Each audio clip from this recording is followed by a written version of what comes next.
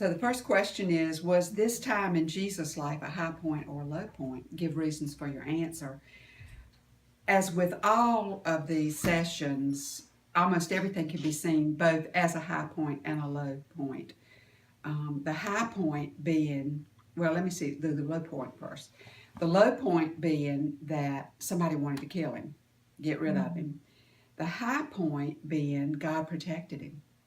And to me, for Joseph and Mary, that said, God sees us, He has a plan, He's warned us, He will protect us.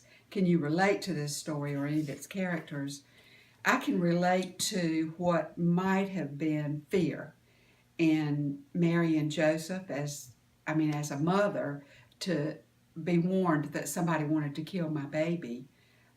I can imagine Mama Bear standing up in me, but at the same time, fear had to be present. So I can relate to that.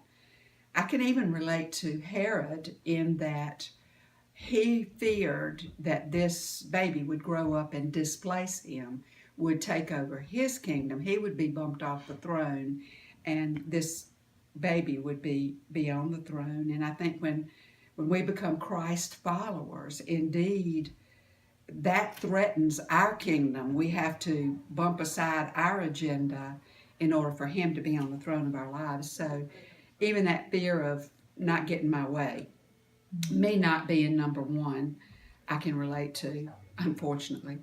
It's estimated that about 20 boys were killed in Bethlehem as a result of Herod's order. What do you think that was like? I can only imagine. What I picture is what I see on the news regarding Syria, the things that are going on in that country today, where so many little children, innocent little children, are being slaughtered. Have we had anything like that happen here?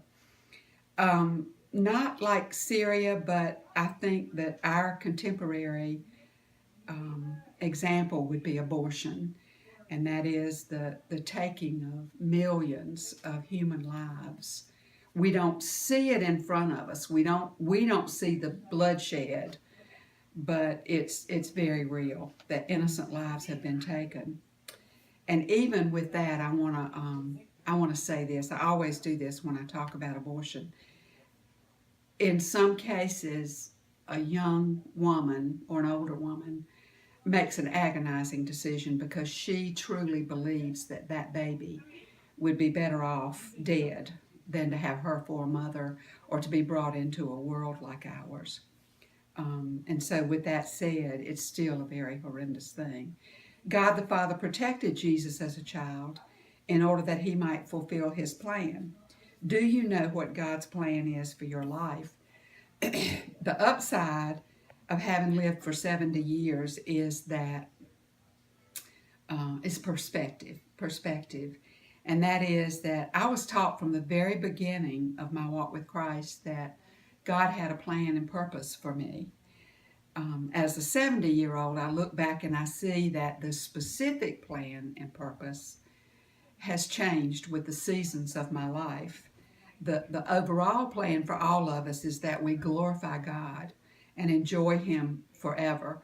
The specific ways that that plan is carried out in us and through us changes with our seasons. But I do know that part of God's plan for me, part of it, this makes me think about in the 90s being called out of complacency into a mission to establish a crisis pregnancy center in our community so that God's people would have a tool, a venue for giving a godly response to the issue of abortion. And at that time, Person County had the highest teenage abortion rate of any county in the state of North Carolina. And I didn't want to know that, but God caused me to know that and invited me to join Him in what He was doing in establishing that pregnancy center. And I was terrified, but pressed through that fear. And God showed me that He would show up. He showed up strong on my behalf through that ministry.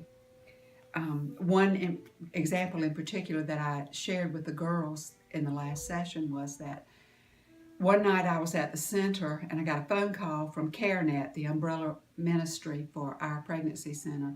A woman was riding down the road, saw the billboard, pregnant, need help, call 1-800-CareNet. She thought they were going to tell her where she could get an abortion. They called me to say, your center is the closest one to her. She does not live in Roxborough. Will you stay and meet her? She's on her way.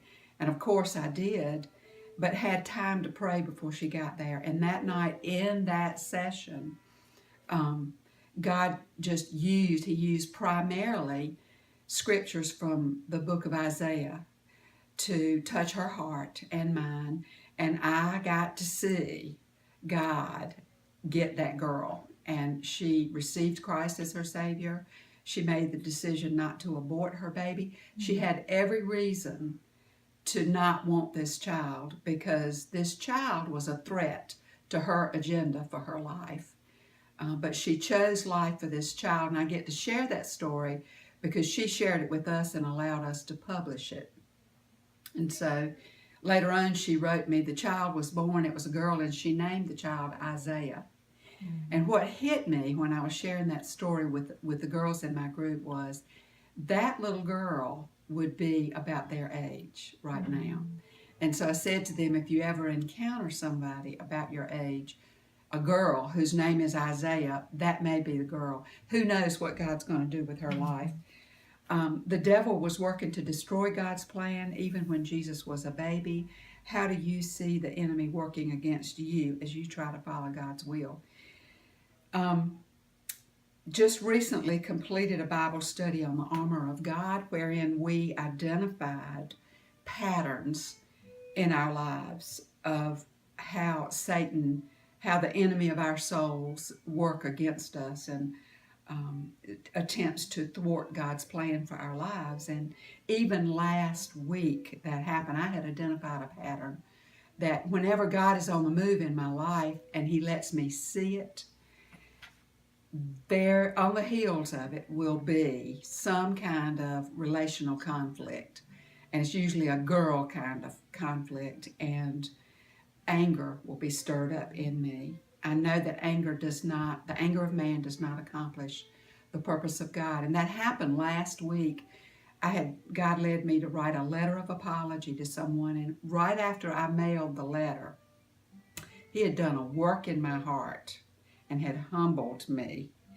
Right after mailing that letter, I heard some gossip that had come at the hands of this person that was not true about me, and that anger was stirred up. And so I had to put on the armor of God and stand against that scheme of the enemy and make a decision to line my life up with what God says in His Word and be obedient in spite of the fact that stuff was being said about me. And so yes, I do see that's one pattern that I've identified, that whenever a conflict with a person comes up, I need to be aware that there's something that Satan is wanting to interrupt in God's purpose. So there you go.